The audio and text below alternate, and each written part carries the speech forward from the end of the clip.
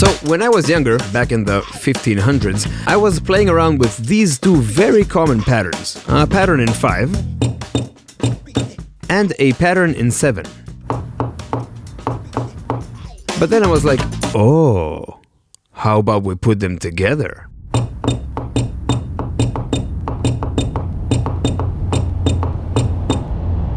Well, it sounds fine when you play it with a wrench and a MAYshuggah, but I wonder what kind of music can you make with it?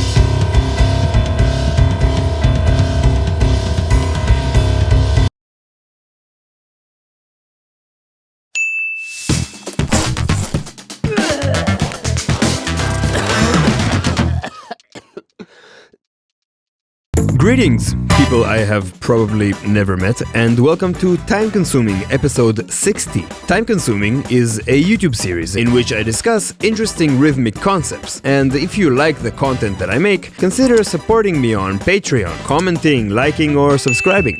It will help the channel keep being independent and keep growing, and it will help me keep avoiding those excruciating wedding gigs.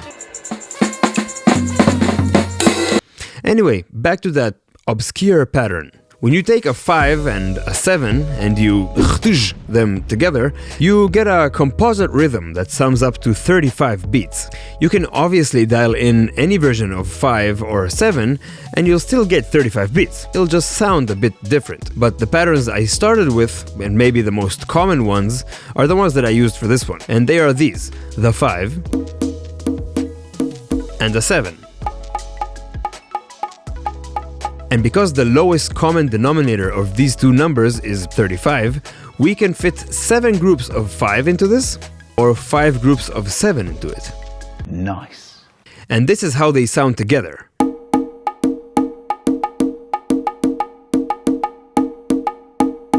A song that uses this exact rhythm is Glide by PHISH. Drummer John Fishman plays this rhythm on arguably the best instrument on the planet, the cowbell. Actually, 2 cowbells to be exact, which is even better. A high one for the 5 and a low one for the 7. But he does play it a bit differently.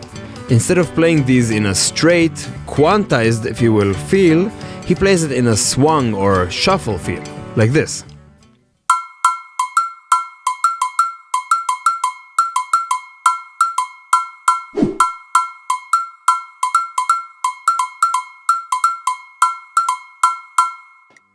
This pattern is played underneath pretty much the whole song. He plays a few versions of this. Some of them are cut short in order to fit into a 4/4 bar, so instead of playing 35 beats, he'll only play 32. But it's basically the same idea. So that's one way to use the pattern, but I wanted to do more with it. And of course, when I say I want to do more, I mean I want someone else to do more with it. So I brought it up when I had a writing session with Ron Minis for his second album, which is coming out very soon. Let's see what he did with it. So basically, Yogev came to me with a 35-note pattern. So instead of looking at it as a 5/7 composite rhythm, it's much easier for me to look at it as a single chunk of time that is worth 35 beats that I can either split to 5 groups of 7 or 7 groups of 5. So the 5-beat pattern that repeats 7 times is the main theme of the song, and it goes something like ting ting ting ting ting ting.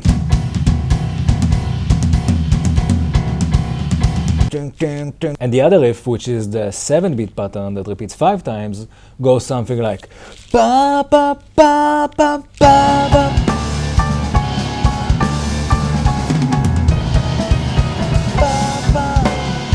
I love how precise and formal Ron is.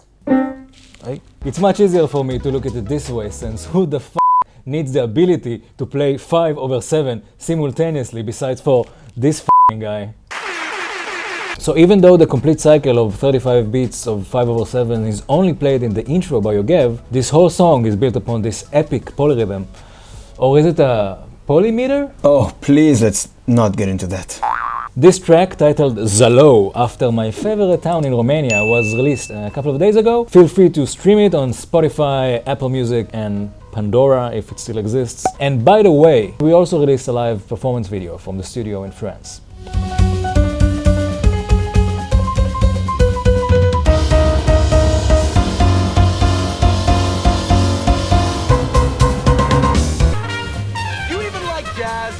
also includes the most traditional, relaxing, and soothing jazz piano solo that I ever recorded.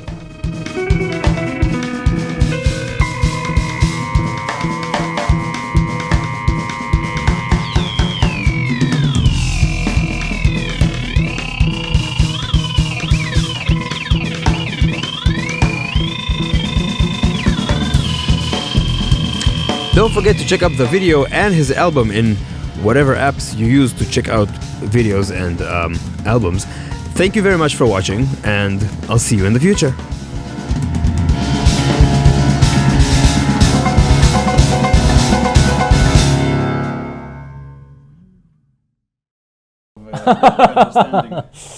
On a scale from 1 to 10, I'm a 3.